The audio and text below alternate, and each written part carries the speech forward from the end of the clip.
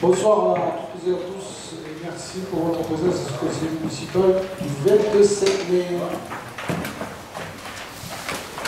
Donc, procéder à l'appel. À l'ordre du jour ce soir, nous prenons l'approbation du compte rendu du 23 mars et 27 avril. La communication des décisions prises en vertu de la délégation de pouvoir de l'urbanisme, donc avec une première attribution de mots sur le lotissement de la Creuse,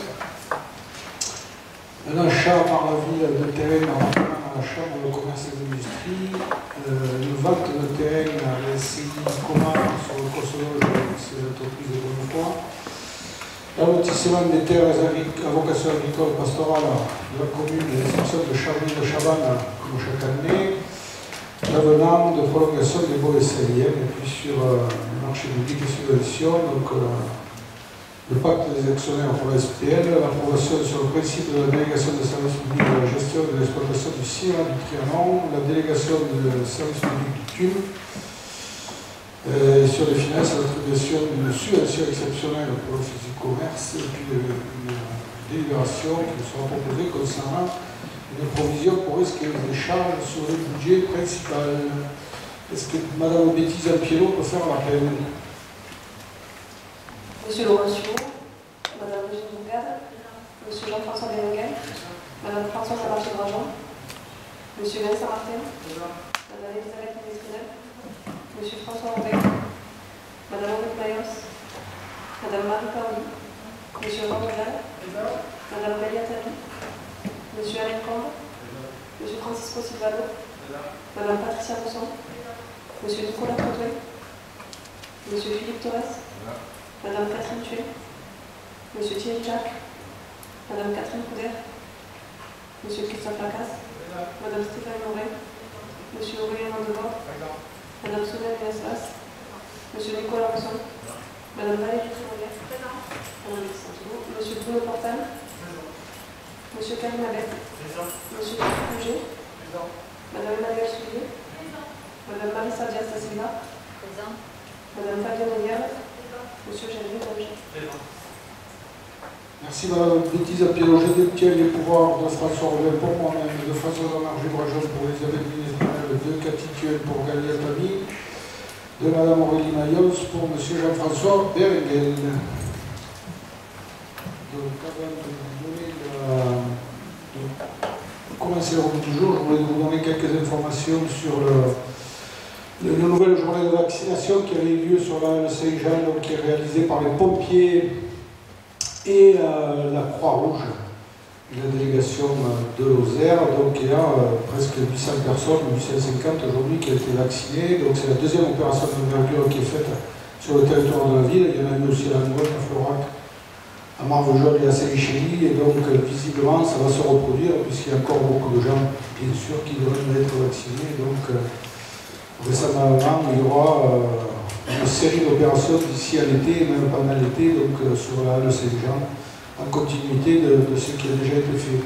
Dans le même temps, l'hôpital Stéphanie Morin continue à vacciner donc, au rythme de 400 à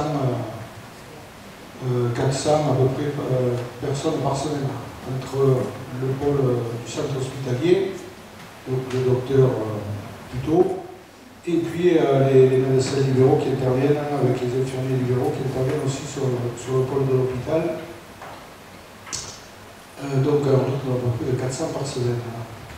Je voulais vous indiquer que l'opération What Else, donc 100 000 € là, pour la réouverture des commerces, donc l'enveloppe a été épuisée depuis hier soir, Elisabeth Ménestrinel, c'est ça, donc après 6 jours, simplement. Donc c'est une opération qui a bien fonctionné, je suis bien content, je suis bien passé au centre-ville, là en fait on voit que les terrasses sont réoccupées, les bars, il y a du monde et tout, il fait beau. Donc pourvu que ça dure longtemps. Je ne sais pas si vous avez vu, mais je tiens à vous signaler aussi l'exposition du MAC de Festival Photo, qui est organisée pour la première fois sur les bords du Lot et qui aura une clôture au mois de septembre, le week-end du 12 septembre, ici à l'espace événement de Georges Frêche. Donc c'est à l'initiative de M. Daniel Bonnet, qui est photographe amateur et donc qui a réuni un certain nombre de photographes pour proposer cette expo, qui est magnifique. Je vous invite toutes et tous à aller sur les bords du Lot, sur la promenade du Lot, au niveau du pont Notre-Dame, de la rue du pont Notre-Dame, pour voir ces 80 et quelques photos qui sont exposées, des photos 100% nature. Ça renforce à mon sens l'image de la ville. Je voulais aussi vous indiquer que la saison culturelle, après l'occupation de près de 1 mois et demi, 2 mois, Jean-François, du théâtre, donc l'occupation a été levée, ça s'est au final bien passé, on avait affaire à des gens responsables qui ont bien entendu rien dégradé, qui ont essayé de continuer à travailler, qui nous ont laissé travailler, y compris pour l'accueil de spectacles, parce que la saison culturelle, malgré tout, a continué, dans des conditions particulières, souvent sur Internet, sur les réseaux sociaux, il y a eu quelques concerts. Et donc, depuis que c'est réouvert, vous avez vu l'expo Légende qui a eu lieu en centre-ville, donc autour d'affichettes, d'affiches, de grandes banderoles qui ont été disposées, 350 un peu partout en ville. Et donc, on aura aussi encore, là, pour cette fin de saison, quelques manifestations culturelles, donc les Tondus qui auront lieu au centre-ville le 19 et 20 juin, une troupe qui qui passe à l'espace des âges aussi, je crois, on va voir. Voilà, et puis parce que c'est important, les visites guidées du centre-ville reprennent aussi, donc ça veut dire qu'on va vers du mieux et du positif, et tout ça est très bien. Si vous le voulez bien, nous allons passer à l'ordre du jour. Donc avec l'approbation des comptes rendus des séances du 23 et du 27 avril. Est-ce que vous avez des observations à formuler sur ces mesdames Yerle et M. Pouget et Mme Emmanuelle Soulier? Alors par qui on commence?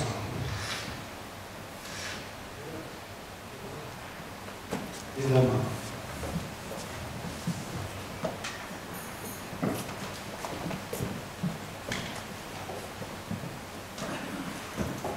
Monsieur le maire, mesdames et messieurs les conseillers, par rapport au compte rendu du 23 mars et 27 avril, on s'aperçoit que les interventions de l'opposition n'apparaissent pas. Est-ce que ce serait possible que ça apparaisse au niveau de l'accueil, quand c'est affiché au niveau de l'accueil de la mairie ou sur le site internet, sans qu'on puisse aller sur le site YouTube?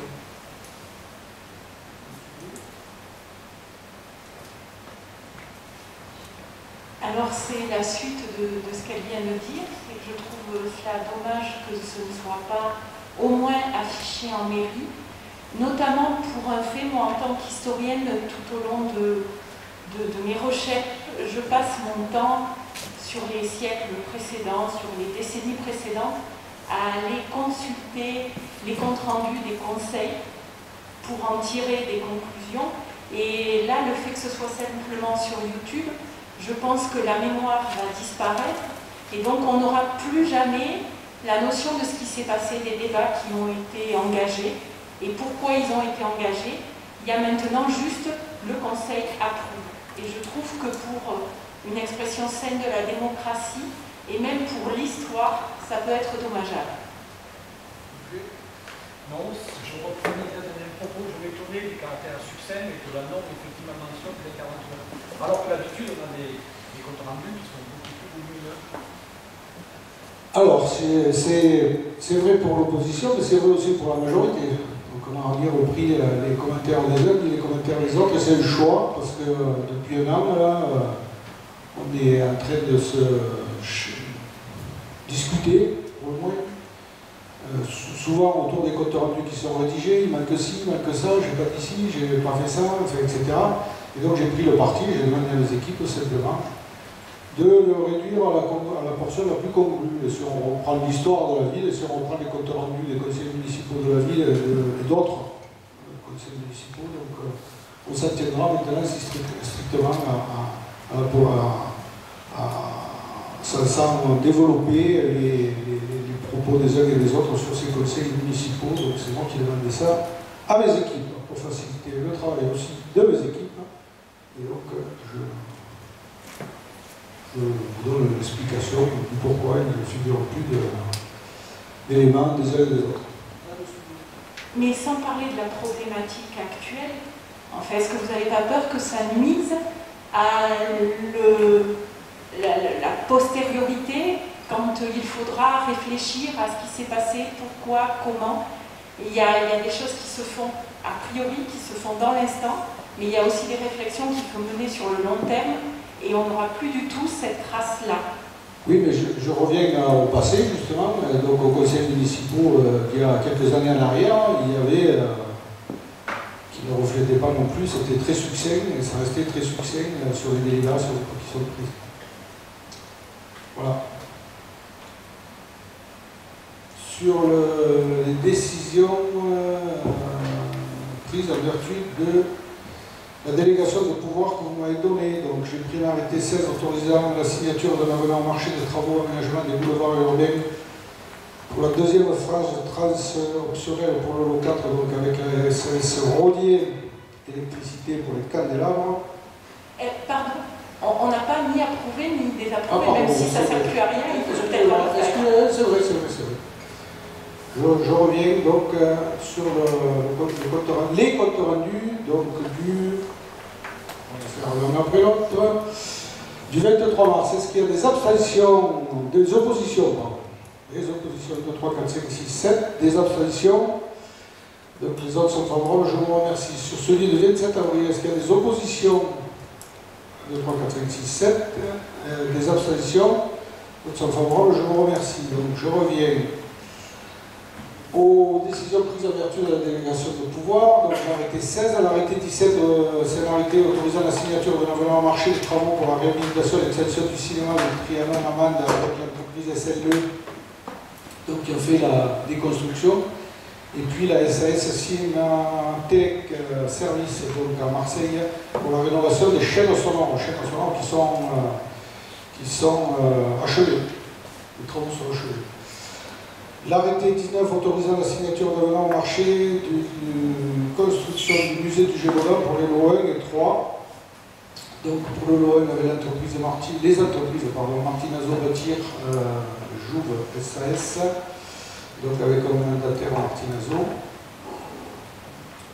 L'arrêté 20, la signature d'un avenant au marché des services immobiliers urbains publicitaires d'information et voyageurs avec l'entreprise Vedio, donc pour allonger, compte tenu de la crise sanitaire, pour allonger le contrat et faire un certain nombre de modifications et compléter notre dispositif d'abribus notamment sur la ville. L'arrêté 21 autorisant la signature d'un avenant au marché de fourniture avec achat avec reprise de véhicules sur 3 lots, donc les 3 lots qui sont attribués à l'entreprise Giro Automobile SA, donc ZF Nikos Doge. Il y a des véhicules électriques, il y a des fourgons plateaux, des camions plateaux, c'est ça, et divers autres véhicules, notamment pour la police municipale, pour un montant total de 176 300 € TTC. L'arrêté 22 autorisant la signature du marché fourniture d'une balayeuse compacte, donc avec l'entreprise SAS Europe Service, donc ça c'est à Aurillac pour un montant de 167 708 € TTC, donc il n'y a pas d'entreprise locale qui aura répondu. L'arrêté 23 autorisant la signature du marché travaux réseau sec avenue du 11 novembre, donc c'est pour l'enfouissement de la partie qui est actuellement en travaux, l'enfouissement des réseaux. Donc, on a passé un contrat avec la SLE pour les réseaux secs pour un montant de 86 754 €. L'arrêté 26 autorisant la signature du marché des prestations de communication avec le motoclub Lozérien pour la saison 2021 pour un montant de 5 000 €. C'est traditionnel. Voilà pour ces décisions. On va passer au point numéro 1 de l'ordre du jour avec le lotissement communal Léon de Valcroze à l'attribution de l'eau. Madame Marie Paoli.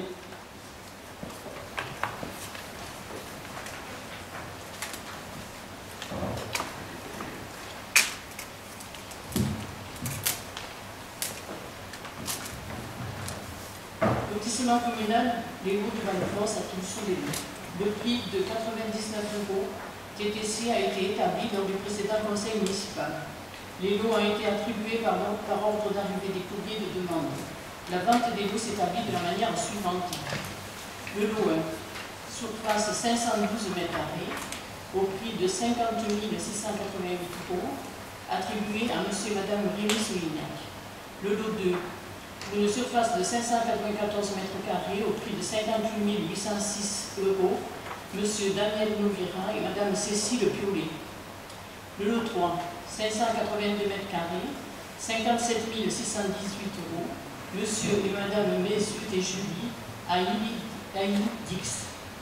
Le lot 6, de surface 606 mètres carrés, 59 994 €, M. et Mme Saint-Léger. Le lot 8, 601 mètres carrés, 59 499 €, M. Mathieu Segui. Le lot 9, 461 mètres carrés, 45 639 €, M. Marie-Glen Alieli et Mme Violaine Delapin. Les frais de notaire seront à la charge des acquéreurs. Le conseil municipal décide que dans un délai de 4 mois sera octroyé au futur acquéreur à compter de la présente délibération pour déposer le permis de construire afférent. 6 mois de plus seront donnés pour signer l'acte d'acquisition et déposer au service urbanisme la déclaration d'ouverture du chantier. Dans le cas où l'un des acquéreurs ne pourrait donner suite à son projet de construction et serait obligé, par suite de circonstances indépendantes de sa volonté de céder le terrain acquis, il sera repris par la commune au prix d'acquisition. Tous les frais en découlant restant à la charge de l'acquéreur défaillant. Le conseil municipal charge l'office notarial de maître Annick Paparelli d'Aron et Bertrand Fouquier de signer tous les actes, pièces et documents nécessaires à la réalisation de ces opérations. Merci Madame Paoli, donc vous avez la vue, c'est donc le bout de terrain qui est resté sur Valcroze, tranche 2 de Valcroze, donc la partie au nord, donc 9 lots, on vous en propose 6 à la vente ce soir. Les travaux ont été faits dans le courant de l'hiver, donc il nous restera encore 3 lots. Voilà, je voulais simplement signaler que les prochaines opérations bourse, et puis on a aussi un travail aussi sur Baours pour continuer la construction, puisqu'il y a un certain nombre de demandes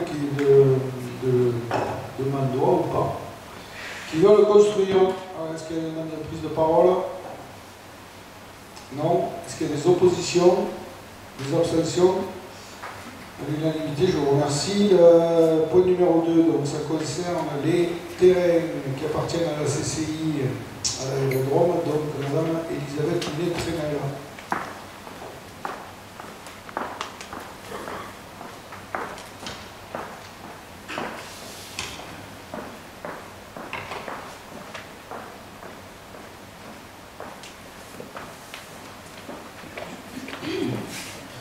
Vente aux chambres de commerce et d'industrie de la Lozère, commune de Mende. Établissement public à caractère administratif, la chambre de commerce et d'industrie de la Lozère a proposé à la commune de Mende d'acquérir des parcelles situées à proximité de l'aérodrome de Mende-Grenoux. La commune accepte la cession des parcelles citées ci-après, qui sont situées sur le territoire de la commune de Mende, mais aussi sur la commune de Grenoux. Sur la commune de Mende, les E102, 103, 104, E151, E183, E186 et AC223 pour une surface totale de 208 869 m². Sur la commune de Grenoux, AC1, AC2, AC3, AC6, AC69, AD3, AD93 pour un total de 80 990 m². Aussi, considérant l'avis du pôle d'évaluation domaniale du Gard, il est proposé d'autoriser l'acquisition de parcelles situées ci-dessus pour un montant de 220 000 €, 225 000 €, soit 225 000 €. Les frais notariés sont à la charge de la commune de Mende. D'autoriser M. le maire à signer l'acte d'acquisition à intervenir en office notarial de Mende cette année pour le maire pour la commune de Mende et Maître Boulet, avenue de la Thébaïne à Marvejols pour la chambre de commerce et d'industrie de la Lozère. Merci Madame Nétrénel. Donc vous avez là aussi sur la vue tout ce qui est en rouge, donc c'est les terrains qui appartiennent à la CCI. La discussion date depuis 2015-16, au moment du transfert de compétences de la zone aéroportuaire de la CCI vers la communauté de communes. Et donc on finalise donc, avec le président Thierry Julier, que je remercie pour son écoute et l'attention qu'il porte aux intérêts de développement de la ville de Mende, notamment économique. Donc on finalise une opération Et ça aurait été intéressant, mais en fait, on a, la communauté de communes et la ville là, sont propriétaires de toute la partie de la piste jusqu'au nord, là, des parcelles qu'on vous propose à l'acquisition, donc ça fait tellement d'importance. Donc il y a des agriculteurs dessus, ils continueront à exploiter les terrains bien sûr, il y a des bois qu'il nous faudra couper parce que dans le cadre des exigences de l'aviation civile, ben, il ne faut pas qu'il y ait d'arbres sur la partie nord, là, donc on aura un travail de mise à blanc un peu des bois qu'on peut voir sur la vue. Voilà. Est-ce qu'il y a des demandes de prise de parole? Monsieur Bréger. Bonsoir Monsieur le maire, mes chers collègues. Juste quelques précisions, savoir si l'achat de ces parcelles c'est un projet futur ou si c'est un regroupement de parcelles pour la commune. J'espère qu'on pourra y faire des projets. Alors il y en a une partie qui est dans la zone du PLU, à UT, de mémoire. Et puis il y en a une grande partie, c'est du terrain naturel ou agricole. Donc c'est pas quand même pour tout de suite qu'on puisse développer des projets. L'important là c'est pour la piste, l'envol des avions et le respect de la réglementation, donc de pouvoir enlever ces arbres. Chose que ne voulait pas faire la CCI parce que ça. On leur demandait, l'État leur exigeait de payer une contrepartie financière à l'avantage des arbres ou une compensation en bois qu'ils n'ont pas.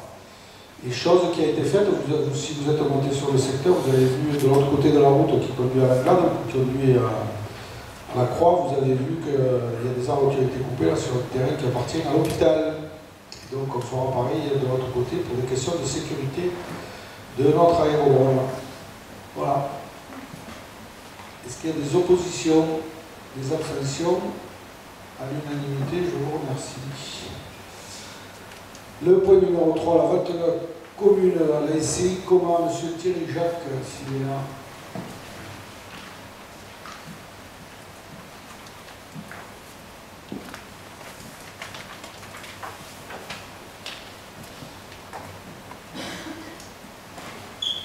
Monsieur Jean-Michel Bonnefoy, gérant de la société SI, comment demander à la commune de l'acquisition de délaissés situés au poste Roche, rue Impasse de la Tandée, la peine d'état de son entreprise.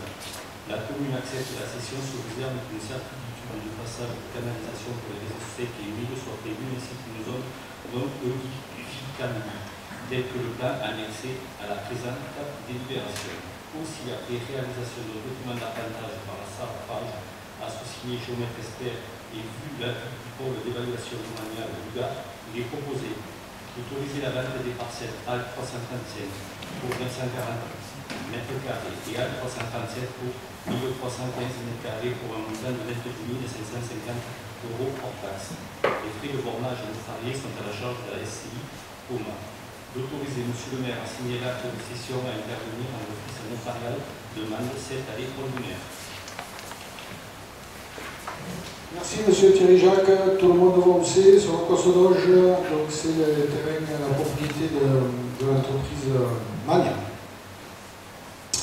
qui actuellement, vous l'avez peut-être vu, donc, fait une extension sur la partie ouest de son bâtiment existant et qui va prochainement déposer le permis de construire aussi pour la partie nord de ce bâtiment avec une extension de quelques milliers de mètres carrés de sa superficie de stockage. Et donc le fait de pouvoir, comme on l'a fait pour l'entreprise de la Cabane, comme on l'a fait pour Richard Simon, comme on le fera pour d'autres, puisqu'il y a d'autres demandes, de pouvoir vendre de part et d'autre de ces délaissés, ça permettra à l'entreprise une meilleure facilité pour organiser la rotation des véhicules au sein de son site d'exploitation. Est-ce qu'il y a des demandes de prise de parole? Des oppositions? Des abstentions? Je vous remercie. Le point numéro 4, donc pour les terres agricoles, Madame Bourgade. Vous pouvez procéder au renouvellement de l'avancement des terres agricoles et pastorales de la commune et des sections de Châles de Chavannes. Une convention de mise à disposition de la Sainte-Occitanie a été signée en 2018. La convention de mise à disposition couvrait sur 6 ans, de mai 2018 à avril 2024. Cependant, des mots ont été conquis pour la durée seulement d'un an, puisque plusieurs parcelles peuvent faire l'objet de projets d'intérêt généraux dans les années à venir. Les conditions d'attribution restent inchangées. Les votes débuteront le 15 juin 2021 pour se terminer le 30 juillet 2022. À charge pour la SAFER de passer une SAFER d'un an renouvelable avec les agriculteurs ayant droit. Le montant du loyer est fixé à 13 € l'hectare. Le versement du loyer sera effectué dans son intégralité auprès du receveur municipal le 30 avril de chaque année. Donc vous avez toute une liste sur l'allotissement des terres communales, location agricole, pastorale, propriété de la commune. Le lot numéro 1 a été attribué à M. Brunel, le lot numéro 2 au GAEC des résistants, le lot numéro 3 à M. Merveille Citadien, le lot numéro 4 à M. Privat Albert, le lot numéro 5 à M. Salançon Antoine, le 6 à M. Lucien Ponce et le 7 à Mme Privat Béatrice.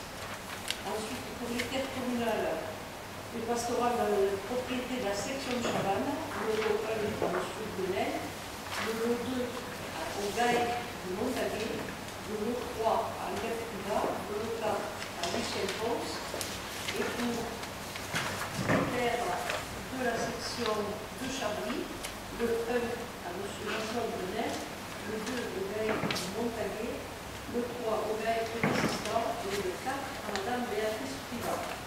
Le conseil municipal doit donner son accord sur cet investissement et autoriser M. le maire à signer tout document en donnant la convention légale à la réalisation de ce dossier. Merci Madame Bourgade. Donc là, les terrains des sections qui appartiennent à la commune, donc qui sont mis en exploitation agricole, chaque année on délibère dessus, puisqu'on fait le beau. De là, est-ce qu'il y a des demandes de prise de parole, M. Portal?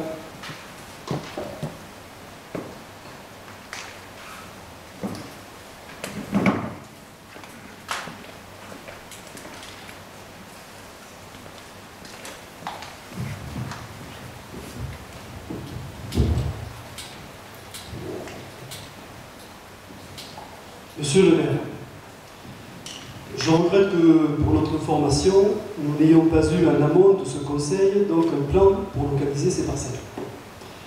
Mesdames et messieurs les élus, vous consultez le cadastre. Cet allotissement concerne 70 hectares de notre commune.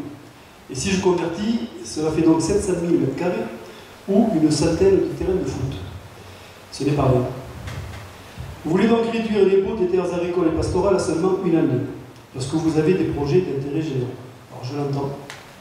Mais vous ne donnez aucune information concernant ces projets. En votant favorablement, j'ai le sentiment de vous donner carte blanche. Je m'interroge.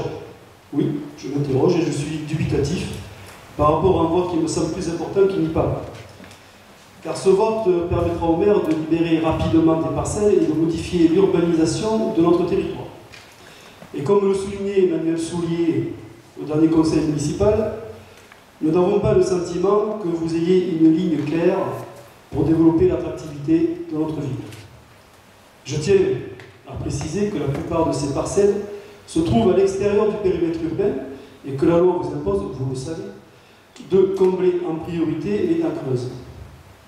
Je rappelle qu'aujourd'hui, l'écologie et l'environnement sont des priorités pour la plupart des villes en France et que la ville demande donc tout intérêt pour ses habitants et leur cadre de vie à préserver des espaces riches en biodiversité et en écosystème.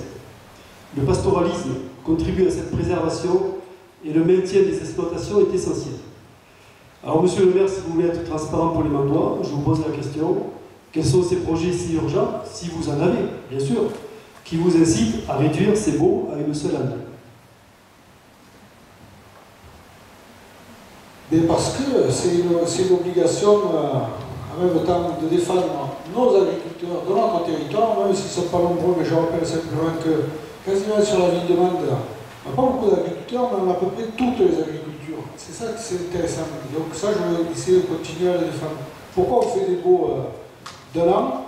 Parce que si on fait des baux à ferme ou d'autres types de baux, on s'engage plus que durablement et comme vous le savez certainement, on n'est plus à la merci de pouvoir développer des projets si le besoin s'en fait sentir. Tout le monde défend l'environnement, y compris la ville de Mende. Tout le monde défend l'environnement, y compris la ville de Mende. On fait des choses depuis longtemps. On a fait un PLU en 2012, visiblement vous n'aviez pas regardé. On a fait une révision générale en 2018, visiblement vous n'avez pas regardé non plus. Et vous auriez dû vous intéresser aussi à ces questions-là, à ce moment-là. Quand on fait notre PLU en 2012, on a un certain nombre de lois qui s'imposent. On fait une révision générale pour commencer en 2013 parce qu'on a de nouvelles lois qui s'imposent, notamment la loi Grenelle et puis Grenelle 2. Oui.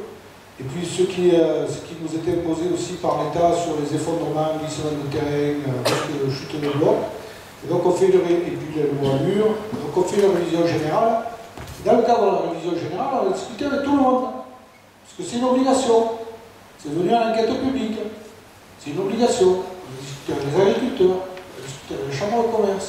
Et on a surtout discuté avec l'Adréal, qui est le représentant de l'État, qui a compétence en matière d'urbanisme et aussi d'environnement. Et donc on a adapté notre PLU en fonction de ce que nous permettait la loi, en fonction du travail qu'avait fait l'ALEP à l'époque, puisqu'on avait un prestataire sur la partie urbanisme, mais on avait aussi un prestataire sur la partie environnementale, pour justement respecter ce que vous souhaitez, mais ce qu'on souhaite tous. Je crois que c'est le développement harmonieux de la ville de Mende.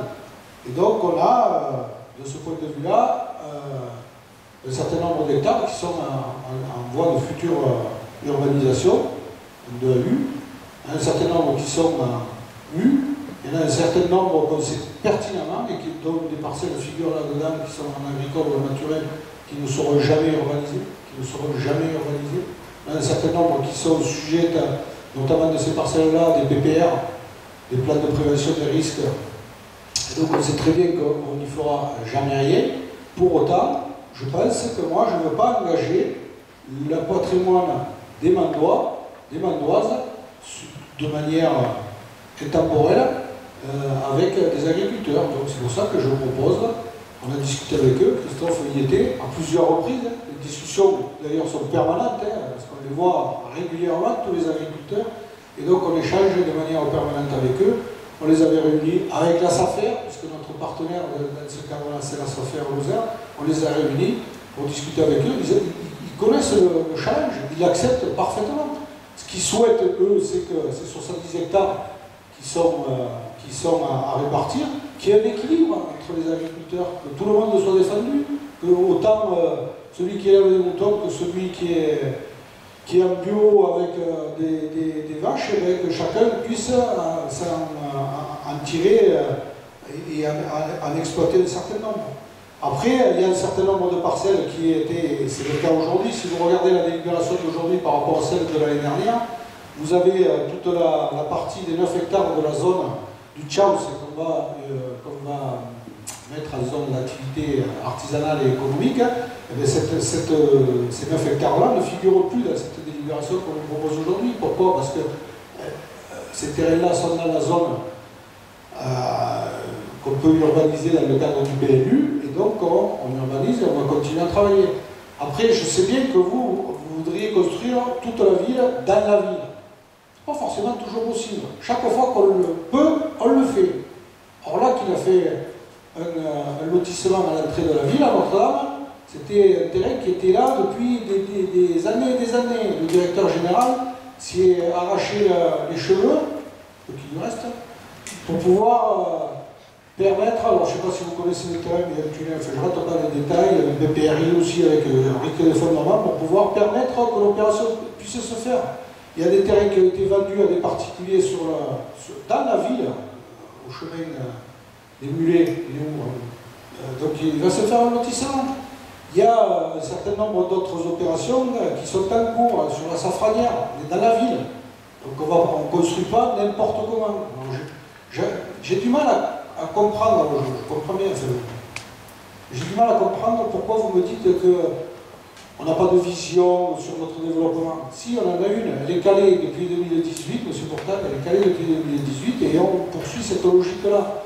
Si vous n'êtes pas intervenu aux discussions et aux débats qui étaient publics à ce moment-là, ne venez pas me le reprocher à moi. Il fallait intervenir à ce moment-là, même si vous n'étiez pas élu. Tout le monde a le droit d'aller faire des enquêtes publiques. Moi, j'en ai fait pendant 30 ans à la Fédération de pêche. Tout ce qui concernait l'eau, Christophe peut témoigner, tout ce qui concernait l'eau, j'allais répondre à les enquêtes publiques. Des fois, pour pas dire grand-chose, mais pour le principe.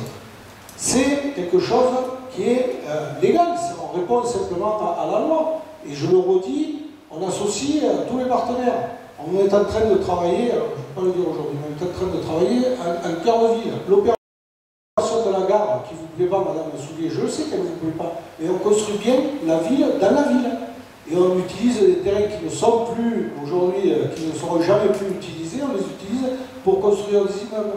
Il y en a d'autres lotissements, Valcroze, ce qu'on fait à Valcroze, la délibération qu'on vient de passer, des 9 lots, on utilise un morceau de terrain qui était dans la ville pour faire des lotissements. Pourquoi? Parce qu'il y a des gens, je suis désolé, tout le monde ne veut pas habiter au centre-ville.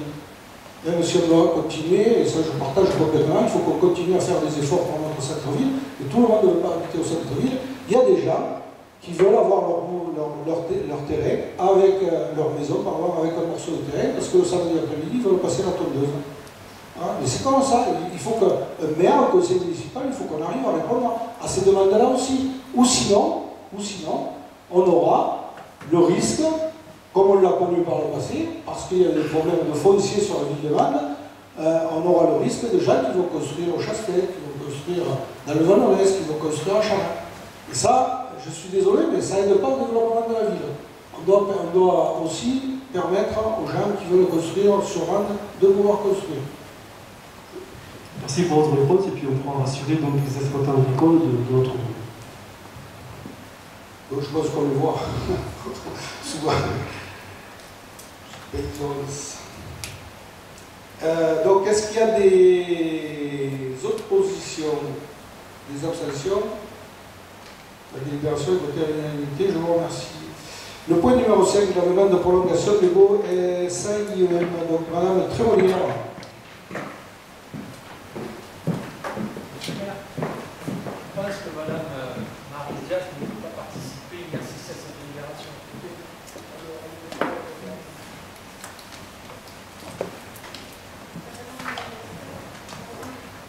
Avenant de prolongation de Beau-Saillem. Dans le cadre de la mise en œuvre de la loi Élan, la Saillemement de Fontanille fait l'objet d'un rachat par la SA HLM Lozère Habitation. Elle récupère à ce titre l'ensemble des baux relatifs aux immeubles précédemment gérés par la Saillem. Dans un impératif d'harmonisation et en vue de la cession des baux à la SA HLM Lozère Habitation, la commune de Mende et la Saillem ont convenu de procéder à une fixation uniforme de la durée de ces baux, à l'exception de ceux de la résidence Saint-Jean et la résidence Piancourt, traités séparément pour une durée de 35 ans, à compter du 1er juillet 2021, soit jusqu'au 30 juin 2056. L'ensemble des avenants de prolongation sont joints à l'annexe à la présente note. Il est proposé d'approuver les avenants des baux avec la Saillem procédant à une fixation uniforme de durée de 35 ans, avec prise d'effet au 1er juillet 2021, soit jusqu'au 30 juin 2056, d'autoriser M. le maire à signer les dits avenants, d'autoriser M. le maire à effectuer l'ensemble des démarches et à signer l'ensemble des pièces relatives à cette décision, et enfin d'inscrire les crédits nécessaires au budget. Merci Madame Trémolière. Donc c'est la suite logique de la loi Élan et donc des discussions qu'on a engagées depuis 2 ans avec la SHM qui a abouti à un certain nombre de délibérations qui ont déjà été passées, notamment en fin d'année dernière, dans lequel je vous avais déjà exposé le fait que les baux seraient unifiés et prolongés de quelques années pour les porter, donc comme c'est indiqué dans les délibérations, à 35 ans. Donc on est toujours dans la logique d'avoir bouclé le dossier après la SPL, la création de la SPL qu'on a validée dans les derniers conseils municipaux. On est toujours dans la logique de boucler l'opération pour le 30 juin, donc dans un mois, grosso modo. Voilà, est-ce qu'il y a des demandes de prise de parole? Des oppositions? Des abstentions? Je vous remercie. Si je me rappelle bien, cette délibération concernant et la SPL et le dossier de loi Élan ont tout été voté à l'unanimité. Le point numéro 6, donc le point numéro 6, société publique locale, donc l'examen et le vote du pacte des actionnaires. Alors, je ne sais pas si vous voulez qu'on vous lise tout, Patricia Rousseau. On a donc travaillé en commission. Allez-y.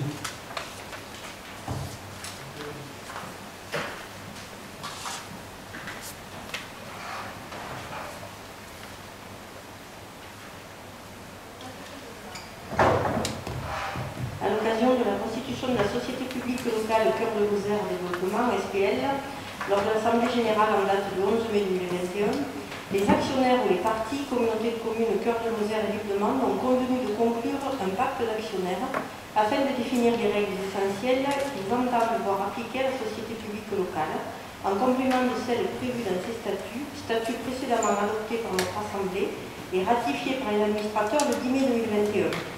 Le présent pacte a pour vocation de définir les règles applicables dans les relations entre les actionnaires et les règles essentielles qu'ils entendent voir appliquer à la société. Il vise à organiser la gouvernance de la structure, déterminer les modalités de rémunération des capitaux investis, arrêter les modalités de transmission et de liquidité des titres de la société et règle, le cas échéant, les différents entre-actionnaires.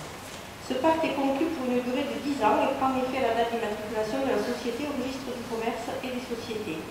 Il pourra être renouvelé par tacite reconduction par période successive d'un an, sauf dénonciation par l'une des parties ou cession de la totalité de ces titres. En vertu de ce pacte, toute prise de participation future d'un nouvel actionnaire voulant entrer au capital de la SPL est soumise à l'approbation préalable unanime des parties.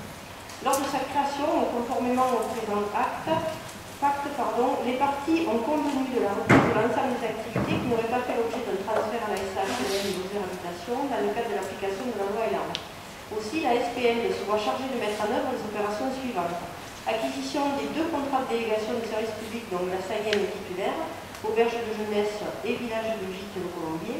Conclusion en tant que délégataire du contrat de délégation de services publics du cinéma Le Trianon. Acquisition du siège social de la SAIEM. Le pacte d'actionnaires a vocation à encadrer les modalités de gouvernance, de concertation et l'exercice du droit de vote au sein de l'Assemblée générale et du conseil d'administration de la SPL, notamment dans le cadre de la concertation préalable à la prise d'une décision stratégique. Ainsi, afin de définir ensemble les orientations qu'elles souhaitent voir adoptées par la société, les parties se concertent au sein d'un comité de coordination. Ce comité de coordination est composé d'un représentant titulaire et un représentant suppléant par partie et présidé par le président du conseil d'administration de la société. En vertu du procès-verbal de l'Assemblée générale de la SPL en date du 11 mai 2021, la composition du comité de coordination est donc la suivante. Présidence, en vertu de la présidence du conseil d'administration, M. Laurent Sureau. Membre titulaire représentant la partie ville-demande de Mme Brigitte Rogan. Membre titulaire représentant la partie communauté de communes, M. Philippe Martin. Le comité de coordination est sollicité pour toute décision stratégique touchant à la société publique locale et notamment l'adoption et la modification et ou l'actualisation du budget annuel, l'élaboration et l'arrêté des comptes annuels, la modification du capital social, l'émission de toute valeur mobilière donnant notamment accès à terme au capital social. Toute décision représentant l'investissement ou un désinvestissement de montant supérieur à 100 000 € hors taxe, sauf s'il a été prévu dans le budget annuel ou se substitue à une opération prévue par le budget annuel voté et approuvé. La création de filiales ou la prise de participation significative ou cession des filiales et participations, tout projet de fusion, de scission ou d'apport partiel d'actifs, tout projet de modification des statuts de la société, toute décision relative à la dissolution anticipée de la société ou de la poursuite de son activité, décision d'affectation du résultat de l'exercice prise en Assemblée générale annuelle.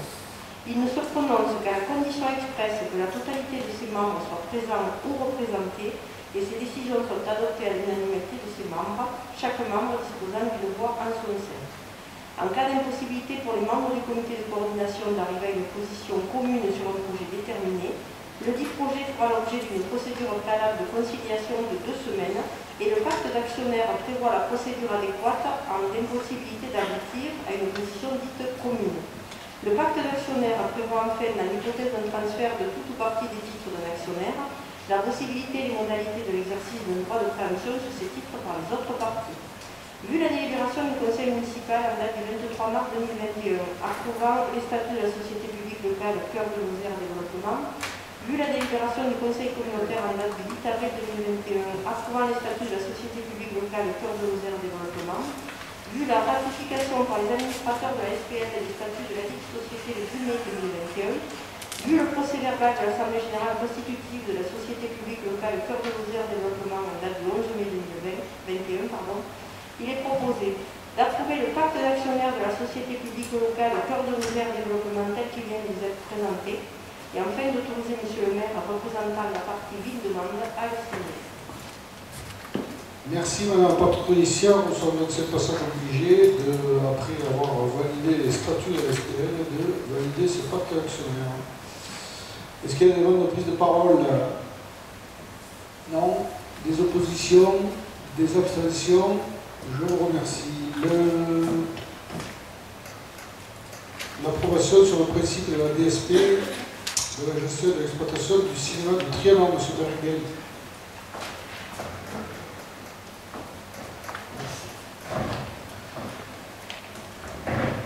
Depuis le 1er juillet 1989, la ville demande à confier l'exploitation du cinéma Le Trianon à la SAIM Mande Fontanier par le biais d'un contrat de location-gérance par la convention datant du 26 juin 1990 et avenantée le 29 janvier 2002, suite à la nécessité de mettre un terme au contrat de location-gérance du cinéma Le Trianon avec la SAIM Mande Fontanier, qui sera donc chargée par la SA HLM Lozère Habitation.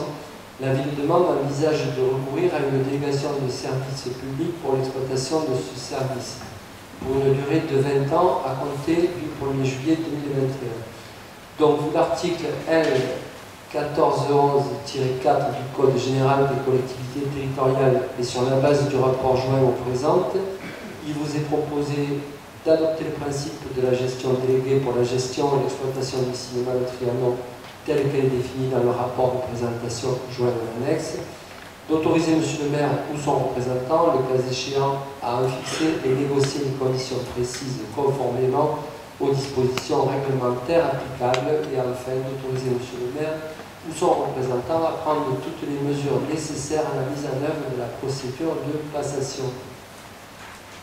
Merci M. Berengel. Là aussi, on va clarifier de manière durable la situation de la gestion de l'exploitation du cinéma grâce à cette DSP. Il y a une demande de prise de parole.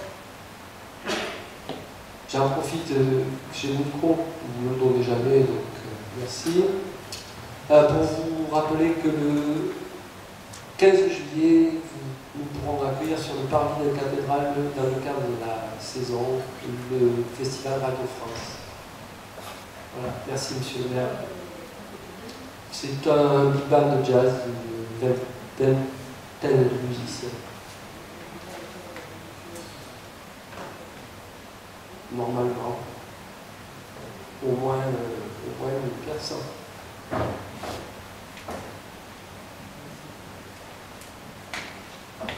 Est-ce qu'il y a des demandes de prise de parole? Des oppositions? Des abstentions? Je vous remercie. Le point numéro 8, c'est l'avenant numéro 3, la convention de délégation des services publics pour l'exploitation du TUM. M. Vincent Martin.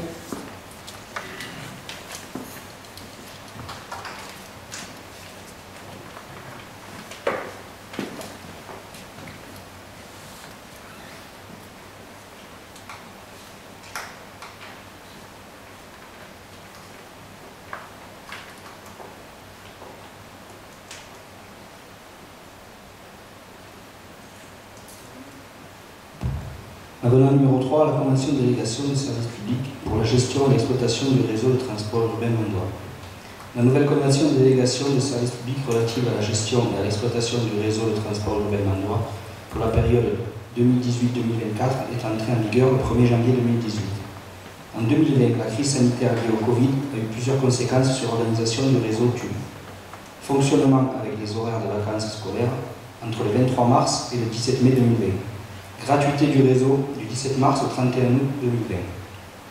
En conséquence, un avenant actant les conséquences financières liées à cette crise doit être établi. Il est proposé d'approuver les termes de l'avenant numéro 3 joint dans l'annexe, d'autoriser M. le maire à signer tout document administratif, technique ou financier relatif à cette affaire. Merci Monsieur Martin, donc il y a un petit amendement lié à l'impact de la crise sanitaire sur le fonctionnement du TUM, un peu plus de 5 000 € hors taxe. Donc, est-ce qu'il y a des demandes de prise de parole? Des oppositions, des abstentions? Je vous remercie. Le point numéro 9 sur l'attribution d'une subvention exceptionnelle à l'association Office du Commerce. Donc, M. Raoul Dahl précise que les membres du bureau de l'Office du Commerce, Elisabeth, entre autres, Alain Cobb, ne participeront pas ni au débat, ni au vote.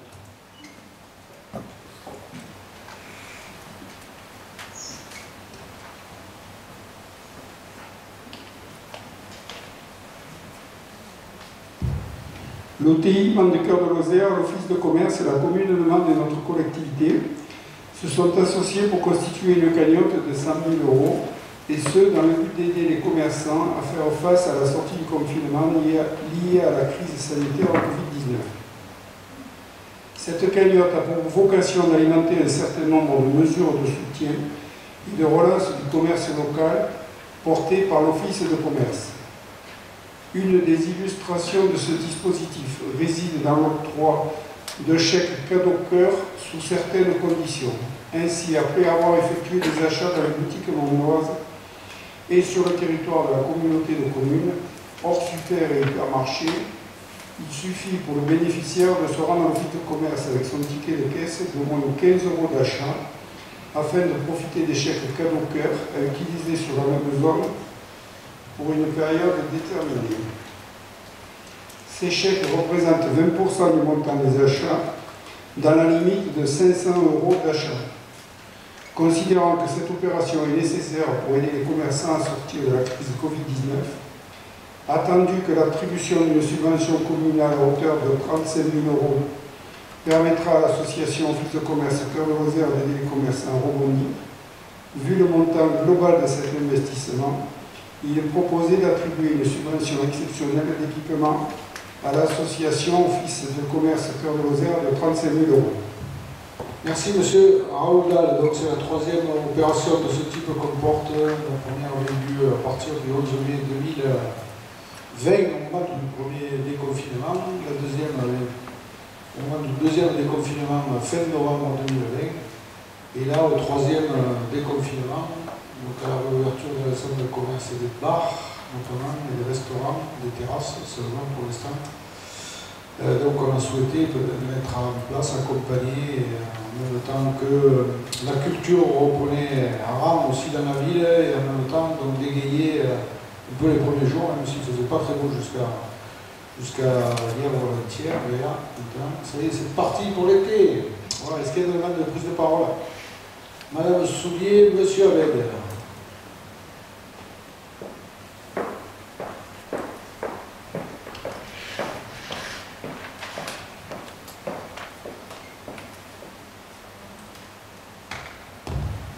Moi, juste pour vous signaler, je ne suis pas du tout contre ce genre d'opération, mais peut-être qu'il serait opportun de faire des opérations qui ne soient pas plus coûteuses, mais en revanche qui s'étalent plus dans le temps, parce que tous les gens vont faire leurs emplettes en un temps limité, et après ça retombe comme un soufflé, donc peut-être trouver une solution pour que les choses s'étalent dans le temps. L'idée là sur des opérations comme ça, c'est des opérations exceptionnelles. En temps normal, on n'a pas vocation à apporter ce type d'opération. Là, on le fait parce qu'il y a reprise d'activité et que donc il faut accompagner cette reprise après des mois pour certaines de fermeture, des périodes qui ont été compliquées. Quand certaines ont été fermées pendant plusieurs mois, les autres souffrent aussi parce qu'il y a moins d'attractivité au centre-ville. Même si, je le redis, et c'est quand même agréablement surprenant, il y a des commerces qui pendant cette période, là, depuis un an, quelques mois, ont réouvert seulement. C'est plutôt à souligner, j'y suis pour rien, mais c'est quand même merveilleux que les commerçants, dans cette période de crise, décident de se lancer, décident de s'engager, de porter de nouveaux commerces. On a quelques-uns qui sont des locomotives sur le centre-ville, je ne citerai pas de nom, mais vous les connaissez tous, il y en a 4 ou 5 là, qui vont de l'avant sur différents commerces. Et donc, c'est très bien. Il faut continuer à essayer d'aider, accompagner, embellir la ville, la rendre jolie, faire les travaux qui sont utiles et nécessaires. Quand il y a un commerce qu'on peut reprendre, le reprendre, qu'on peut le rénover, voilà, il faut continuer dans cette démarche-là. C'est plutôt, sincèrement, très positif sur ces derniers temps. Monsieur Abed.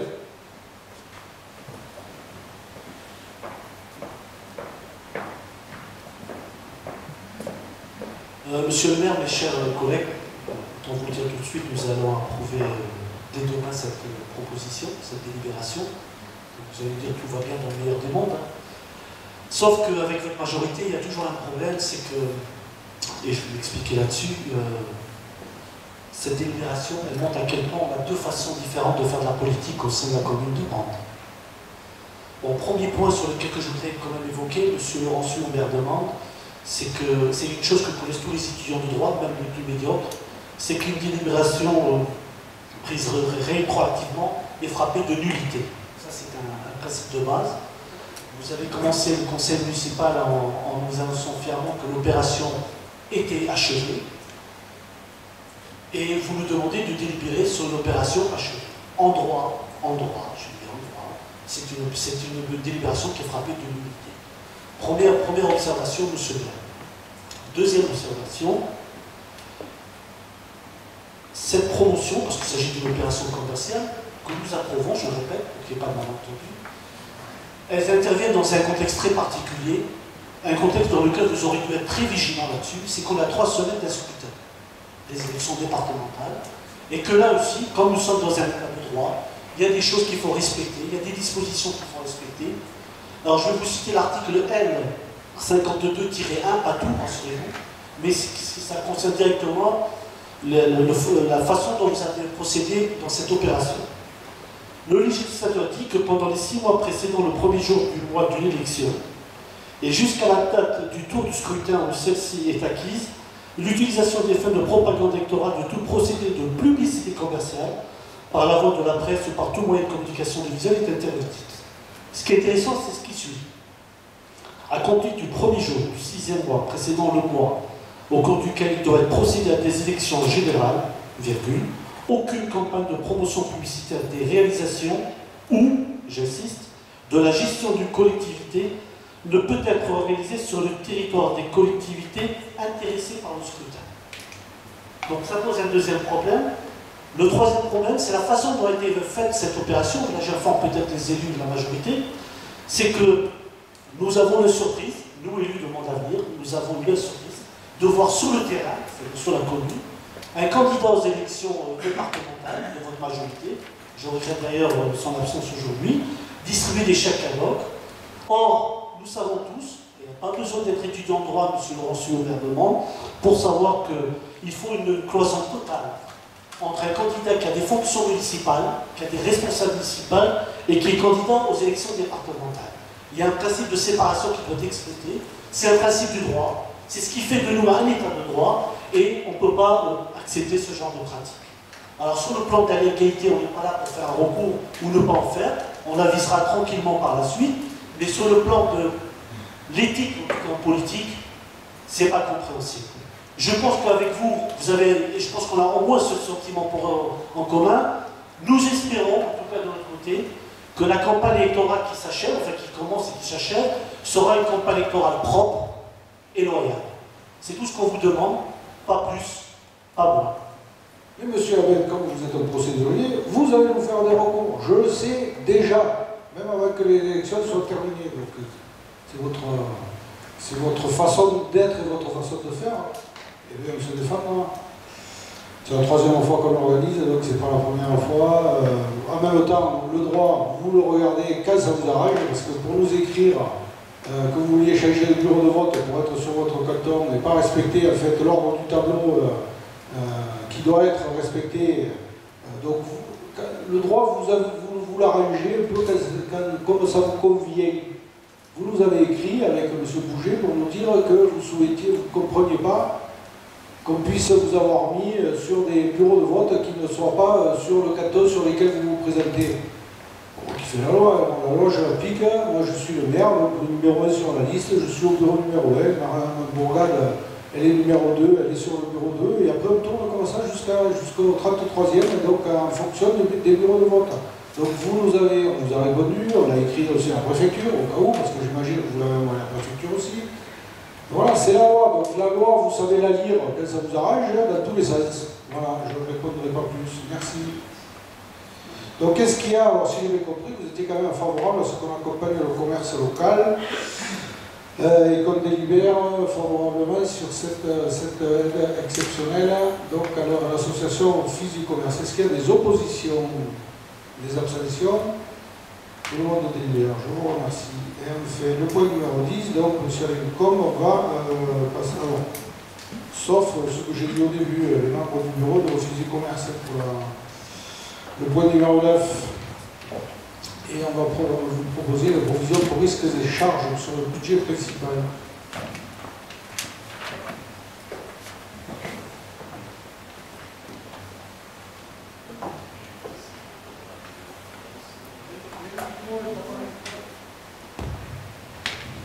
En vertu du principe comptable de prudence, la collectivité comptabilise toute perte financière probable dès lors que cette perte est envisagée. Les provisions permettent ainsi de constater un risque ou une charge probable. La ville est actuellement partie dans un contentieux visant l'annulation de la délibération numéro 19693 en date du 24 novembre 2020 relative à l'adoption du règlement intérieur du conseil municipal qui annulerait de ce fait le règlement précité.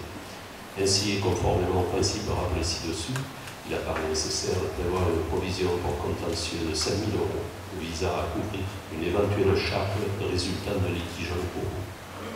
Pour mémoire, la constitution d'une provision pour litige et contentieux n'équivaut en aucun cas à la reconnaissance par la commune de somme due. De même, cette provision a un caractère provisoire et doit être ajustée en fonction des variations des risques et charges.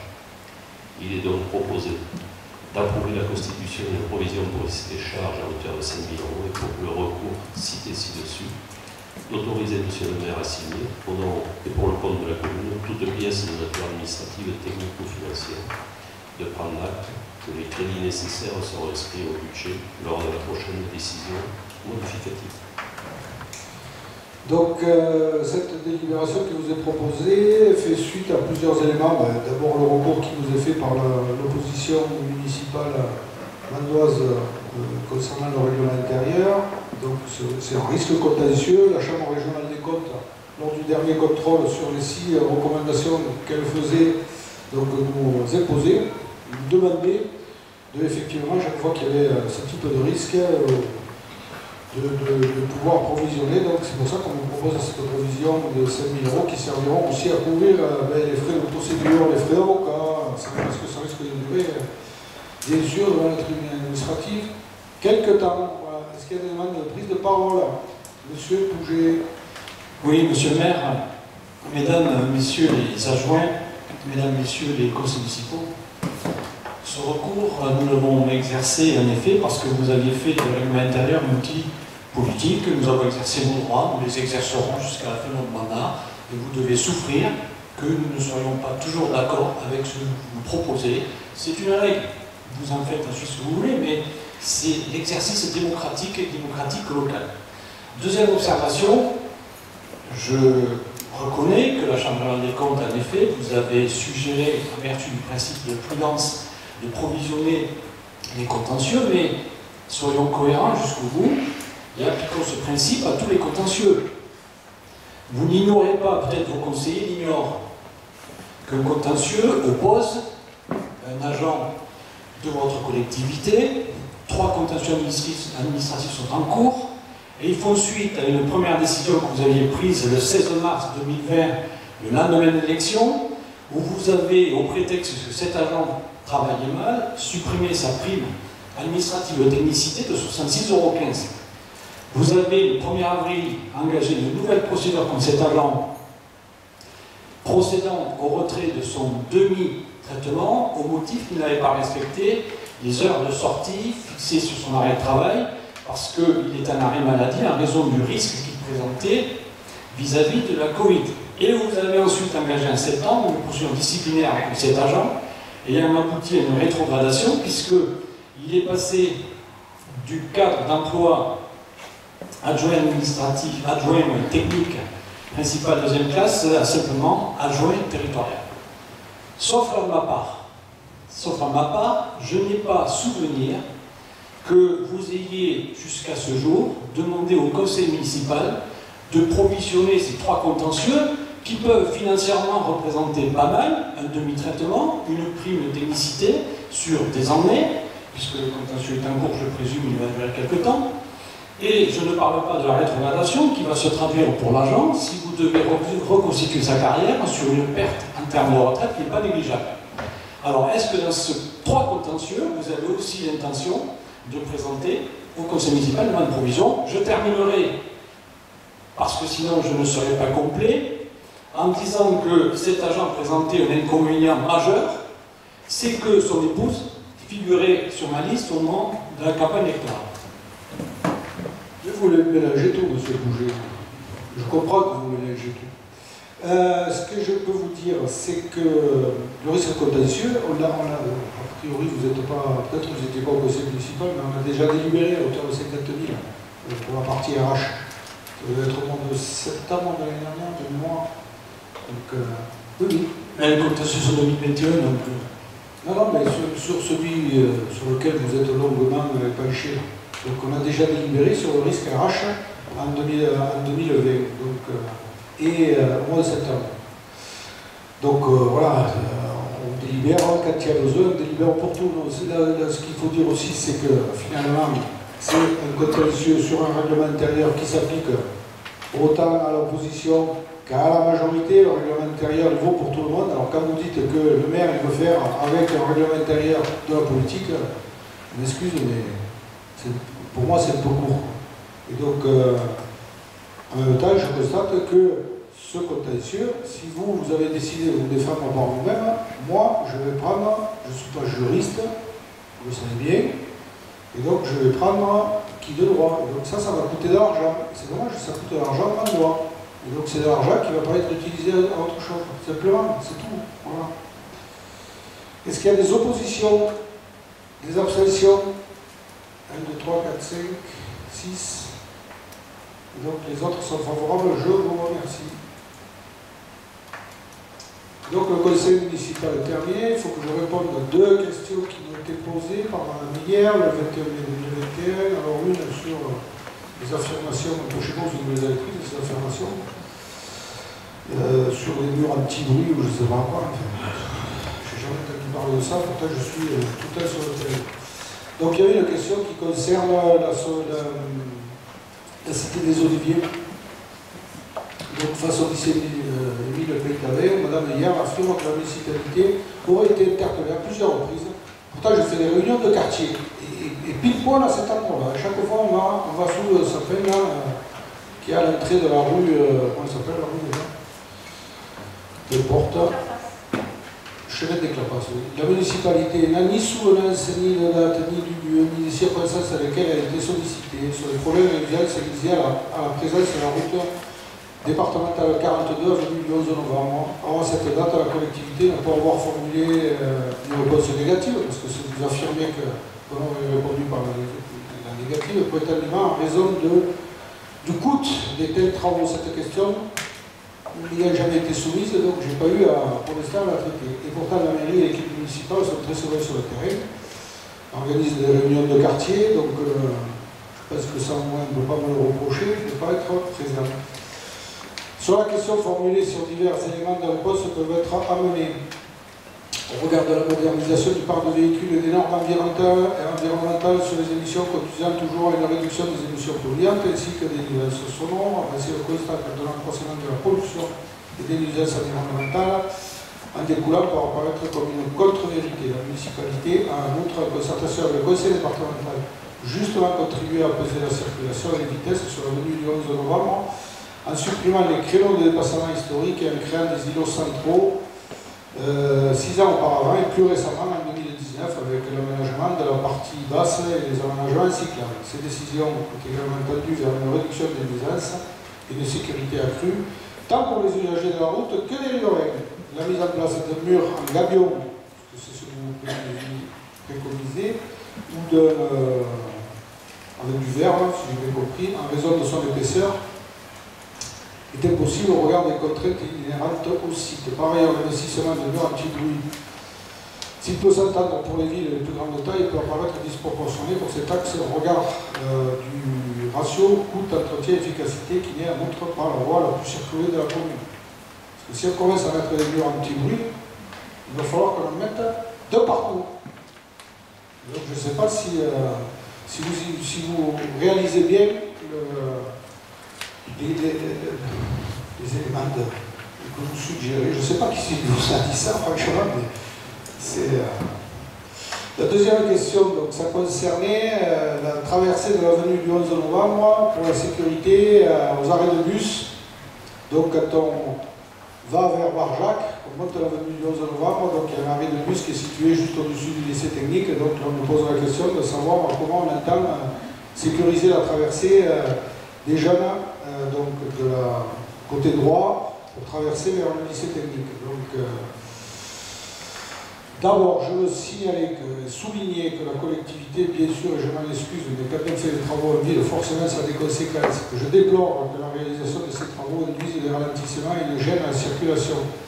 Alors c'est moins vrai ces derniers temps, mais les 3 ou 4 premiers jours, je reconnais que ça a été quand même particulièrement gênant, mais on n'avait pas tellement d'autres solutions. On a trouvé, là je pense, avec les services techniques, Olivier Merlier et Philippe Pitot, on a trouvé des solutions jusqu'à la fin du chantier. Alors, pour lesquelles la municipalité est reconnaissante de la patience et de la compréhension des Mandoises et des Mandois. J'en profite pour remercier aussi les habitants du chemin des Clapas qui ont fait preuve aussi, et font preuve, ça va bientôt s'achever pour eux, de tranquillité en regard effectivement de la circulation des voitures qui vont passer, des camions qui vont passer depuis quelques jours devant chez eux. L'achèvement des travaux de réseau effectués par la commune de Mende, par la communauté de communes Cœur de Rosaire, est prévu dans le courant du mois de juillet. L'année dernière, je vous rappelle qu'on m'avait reproché, dans le cadre de la campagne électorale, que justement on ne faisait pas des travaux de réseau d'eau. Là, on fait des travaux de réseau d'eau, ça devrait vous satisfaire. Votre sollicitation porte sur la sécurisation du passage de piétons, notamment la mise en place d'une pompe passerelle. Alors, je pense que là, eu égard au coût conséquent de l'investissement en question de la collectivité a opté pour un parti pris légèrement différent. En effet, lors de la deuxième phase des travaux prévus dans le courant de l'année, la commune va procéder aux travaux de réalisation de la chaussée. Si ces travaux ont principalement pour but de réaliser la dite chaussée, la ville a en outre prévu la réalisation d'un trottoir nouveau. C'était demandé sur la partie gauche en montant entre le lycée Beethoven et le rond-point Poulidor. Et puis l'année prochaine, quand on fera les travaux sur l'avenue Jean Boulet, on fera de même. La création sur le côté droit en montant d'une bande cyclable, comme on a fait sur la partie basse de l'avenue. Et puis la sécurisation, bien sûr, du passage de piétons situé entre les deux arrêts de bus face au lycée Émile Beethoven. Et là, donc, on fera un peu ce qui a été fait sûrement sur Merveille, ce qui a été fait en face Intersport, là-bas, avenue des Borges de Tarn, avec un îlot de sécurité au milieu. Mais ça paraît utopique, Madame Meyer, de vouloir faire un pont. Le coût, c'est une chose. Mais les gamins, les jeunes, ils monteront jamais. Enfin, il faudrait installer d'abord un ascenseur de chaque côté. C'est accessibilité. Je suis désolé, il faut l'accessibilité. Eh bien oui, faites un aménagement, il ne faut pas être discriminant. Donc il faudrait un ascenseur de chaque côté. Cocagne, c'est des coûts, on peut trouver des sous, on le ferait. Mais les gamins, vous croyez qu'ils veulent le prendre? Monter les escaliers, traverser le truc, redescendre? Donc il faut qu'on soit pragmatique et réaliste, qu'on fasse des choses qui soient, qu'on fasse des outils de sécurité complètement d'accord. Ne proposez pas des trucs qui sont utopiques. Voilà, j'aurais répondu aux deux questions qui m'avaient été posées. Madame Meyer, vous voulez en rajouter une troisième?